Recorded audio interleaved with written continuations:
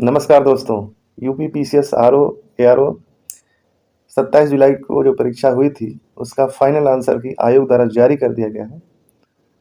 तो आइए किस प्रश्न पर हम लोग ऑब्जेक्शन कर सकते हैं तो देखते हैं। तो आइए तो हिंदी के प्रश्नों को देखते हैं। वर्तनी की दृष्टि से शुद्ध शब्द है तो ये आपका अतियुक्ति सही है। दूसरा सवाल है वर्तनी की दृष्टि से अशुद्ध शब्द अभ्यांतरिक, ये भी आपका सवाल आयोग द्वारा सही किया गया है।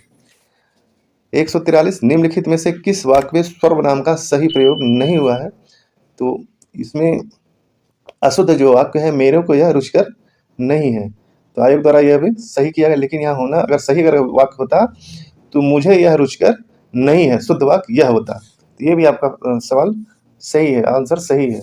अगला है निम्नलिखित में शुद्ध वाक्य का चयन कीजिए। तो किसने यह कहा, ये आपका शुद्ध वाक्य है, आयोग द्वारा सही किया गया है। अगला सवाल है अधो में से कौन सा वाक्य शब्द चयन की दृष्टि से शुद्ध है? तो इसमें शुद्ध जो है आपका है ऑप्शन बी, आयोग द्वारा सही किया है, मैं उनका पितृवत सम्मान करता हूँ। अब ए सी डी क्यों गलत है? जैसे साहित्य और जीवन का घोर संबंध है, यहाँ घोर की जगह घनिष्ठ होना चाहिए। उनकी मृत्यु के समाचार नगर में भीषण शोक छा गया, तो शोक के पहले जो भीषण नहीं होना चाहिए। और गोलियों की बाढ़ से सामने कोई टिक न सकता, यहाँ बाढ़ की जगह बौछार शब्द होता तो यह वाक्य सही हो जाता है। तो आपका ऑप्शन बी आयोग द्वारा सही गया, बिल्कुल सही है। आगे देखते हैं। अगला सवाल है अशुद्ध वाक्य का चयन कीजिए। तो ऑप्शन डी जो है आयोग द्वारा सही किया गया, उन्होंने उसकी आड़े हाथों खबर ली। अगर इसको सही अगर मुहावरे के आकार में देखते हैं तो इसको उन्होंने उसकी आड़े हाथों ली, यहाँ खबर नहीं होना चाहिए। बाकी शेष सभी वाक्य सही है। वर्तनी की दृष्टि से अशुद्ध शब्द है तो आपका ऑप्शन सी जो है अधीन जो है गलत। आयोग द्वारा भी इसी को अशुद्ध माना है, इसका अधीन नहीं होता बल्कि अधीन होता है। क्या होता है? अधीन। बिल्कुल सही सवाल है। अगला सवाल है निम्नलिखित में से अभिज्ञ शब्द का उपयुक्त विलोम, तो अनभिज्ञ होगा, बिल्कुल सही सवाल है। 149 सूची 1 को सूची 2 से सुमेलित कीजिए और नीचे दिए गए कूट का प्रयोग कर सही उत्तर दीजिए। तो देखिए ऑप्शन ए उदार, उदासीन, उदत्त और उद्भव। तो यहाँ उदार जो दिया गया है ये उदार का हो जाएगा कृपण, उदासीन का आपका हो जाएगा आसक्त, और उद्भव का हो जाएगा अवसान। तो आपका आयोग द्वारा ऑप्शन सी जो है सही है। अगला सवाल है विलोम की दृष्टि से विलोम की दृष्टि से शुद्ध शब्द युग्म है, तो ये आपका सूक्ष्म और स्थूल, ये आपका सही बिल्कुल है। सूची 1 को सूची 2 से सुमेलित कीजिए और नीचे दिए गए कूट का प्रयोग कर सही उत्तर चुनिए। तो यहाँ देखिए आपका प्रफुल्ल का हो जाएगा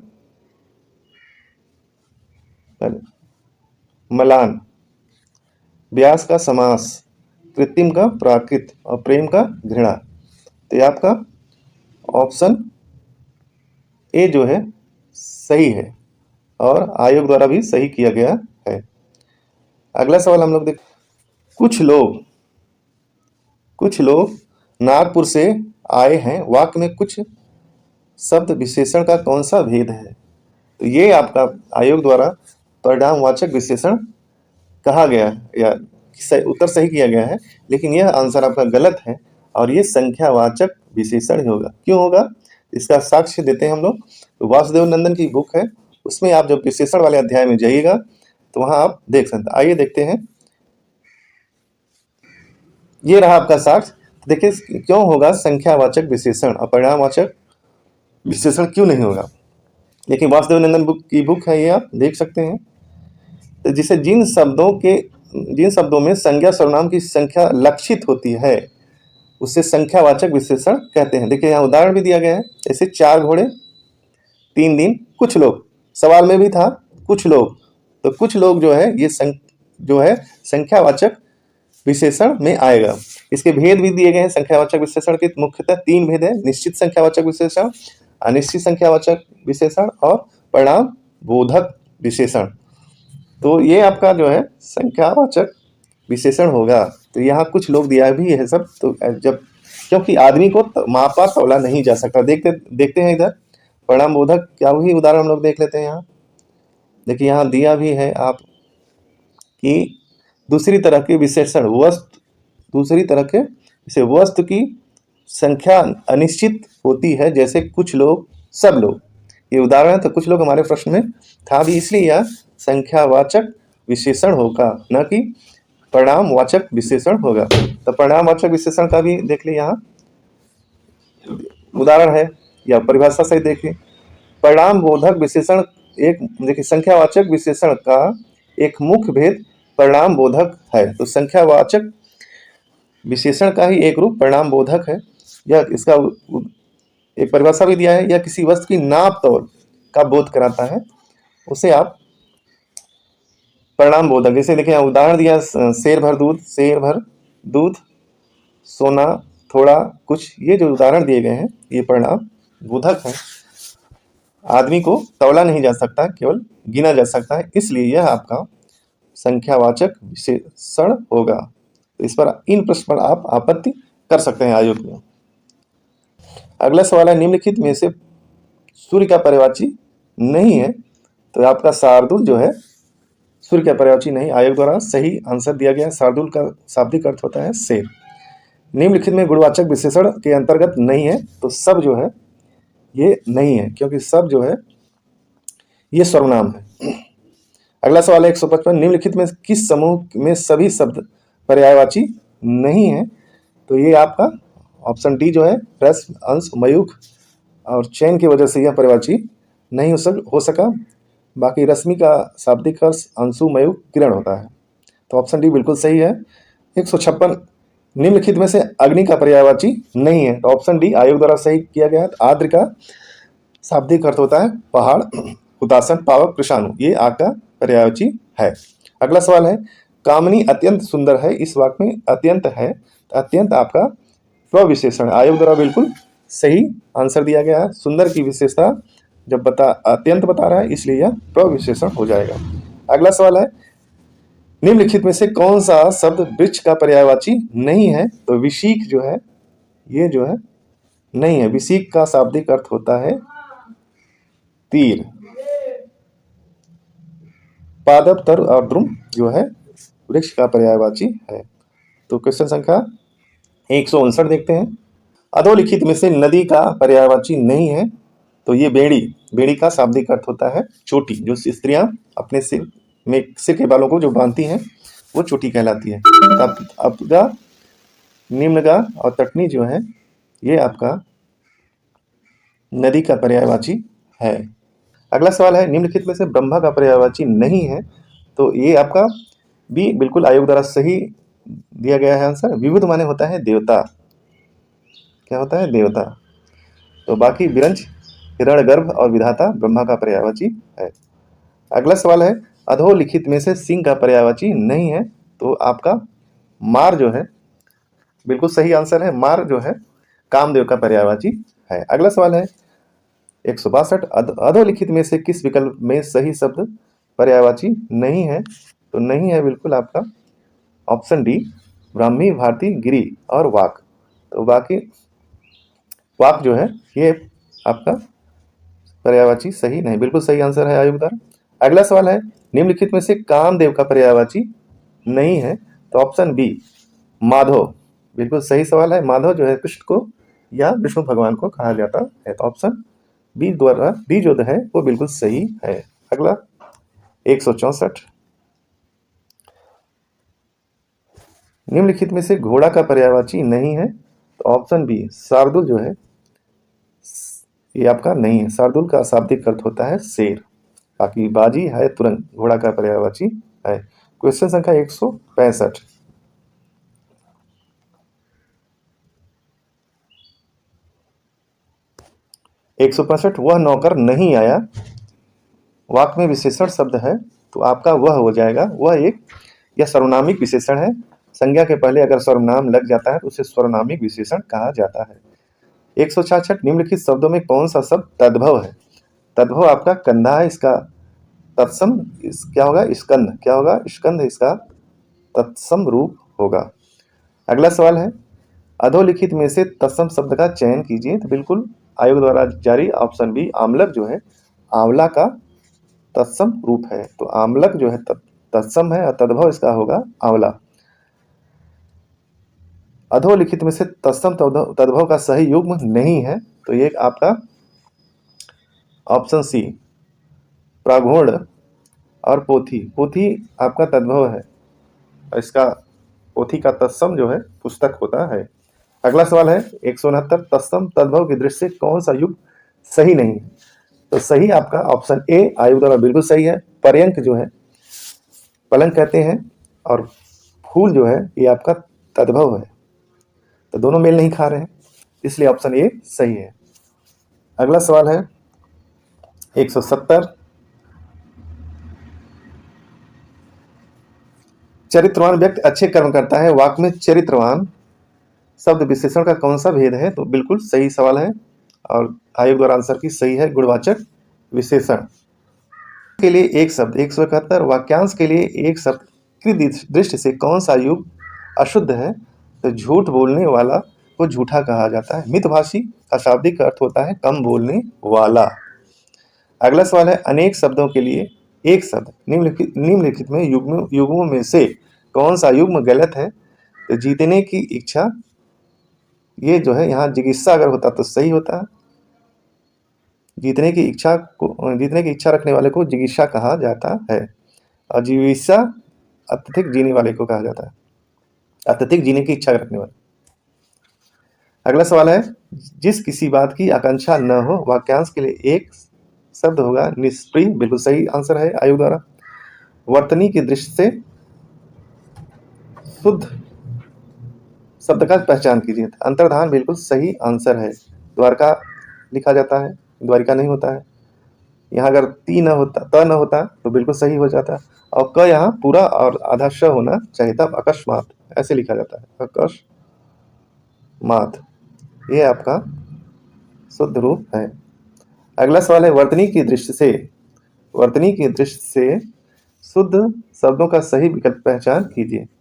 तो ये आपका ऑप्शन ए जो है सहस्त्र चिन्ह, अंगस्थ और मैथिली आपका शुद्ध शब्द है। अगला सवाल है 176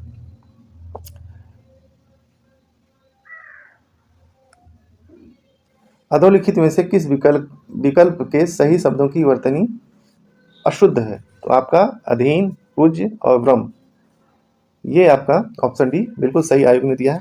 यहाँ अधीन नहीं अधीन होता है, यहाँ पूज्य नहीं, छोड़ इसमें बड़ा का होना चाहिए इस तरह से। ब्रह्म भी गलत है, आधा ह और पूरा म होना चाहिए। अगला सवाल 177 विशेष और विशेषण की दृष्टि से कौन सा विकल्प सही है? तो सही आपका उदय और उदित है, ऑप्शन डी बिल्कुल सही है। निम्नलिखित में से विशेषण का चयन कीजिए। तो ये आपका आदि, अंत और अंकुर, ये जब कुछ लोगों का ऑप्शन डी बिल्कुल सही है। क्यों सही है? अधीत का शाब्दिक अर्थ होता है अध्ययन किया गया हो या पढ़ा गया हो। तो देखिए यहाँ वासुदेवनंदन की एक बुक है, उसमें आप यहाँ जब विशेषण और विशेष वाले अध्याय में जाएंगे तो वहाँ आपको यह बिल्कुल आदि नहीं है, आदि जो है ये विशेषण और विशेष दोनों में उपयोग किया जाता है, लेकिन अधीत जो है ये कन्फर्म है, शुद्ध है विशेष, इसलिए यह ऑप्शन डी जो है आयोग ने सही माना। आइए इसका साक्ष्य हम लोग देखते हैं।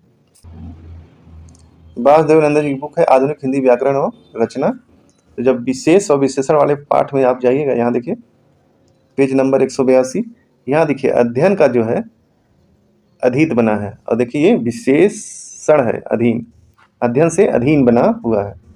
अगर जिनका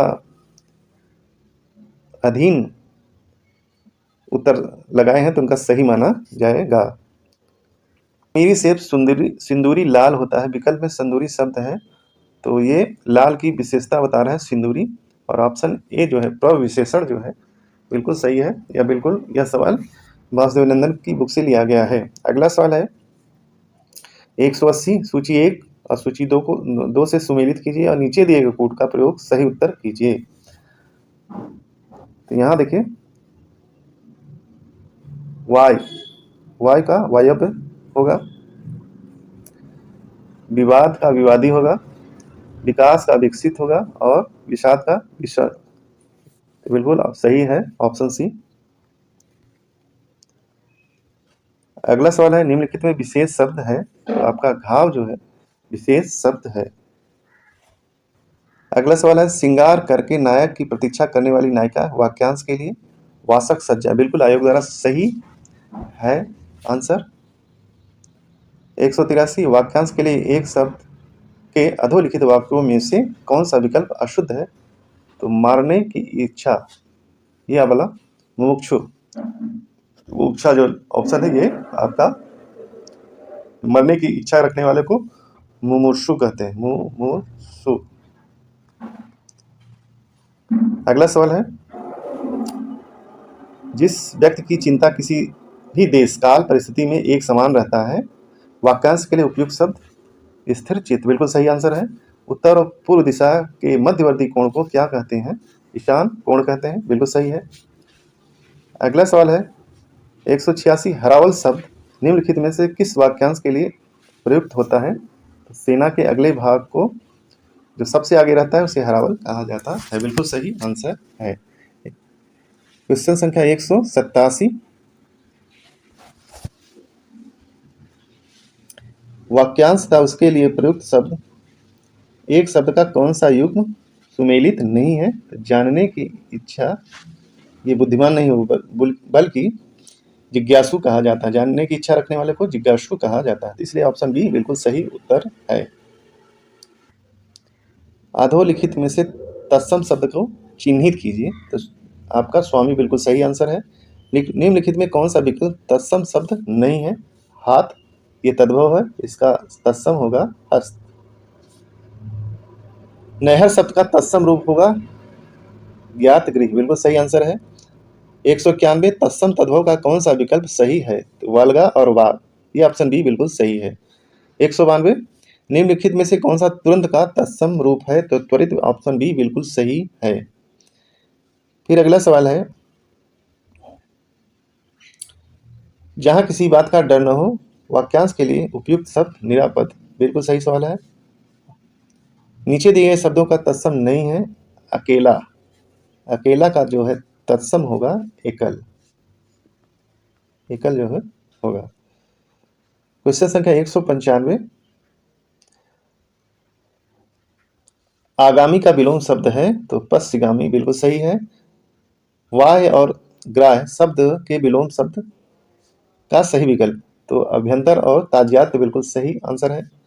निम्नलिखित में से अशुद्ध विलोम युग्म है तो अथ और श्री गणेश या इत श्री होगा। तो बिल्कुल यह जो है अशुद्ध है। अथ श्री गणेश और इत श्री का शाब्दिक अर्थ एक ही होगा। 198 निम्नलिखित प्रदत्त विलोम युग्मों में से अशुद्ध का चयन कीजिए। तो ये आपका ऑप्शन ए सदाचारी और दुर्व्यवहारी। बिल्कुल सही आंसर दिया गया है। और सदाचारी का जो है विलोम दुराचारी होता है, दुर्व्यवहारी नहीं होगा। तो ऑप्शन ए बिल्कुल सही है। अगला सवाल है निम्नलिखित में से विलोम शब्द युग्म में एक सही नहीं है तो रिज और सरल। ये आपका बिल्कुल सही। रिज माने और वक्र, अगर रिज का विलोम शब्द होगा वक्र होगा। अगला सवाल है विलोम की दृष्टि से निम्नलिखित में से सही शब्द युग्म है तो ये आपका उत्तेजन और प्रशमन। ऑप्शन सी बिल्कुल सही है। 152 पर आप लोग आपत्ति कीजिए और यह आंसर जो है बदला जाएगा। यहाँ आपका संख्यावाचक विशेषण होगा उत्तर। तो जिनका गलत हुआ है वो आपत्ति जरूर करें। अगर वीडियो पसंद आया है तो लाइक कीजिए, सब्सक्राइब कीजिए। वीडियो देखने के लिए धन्यवाद।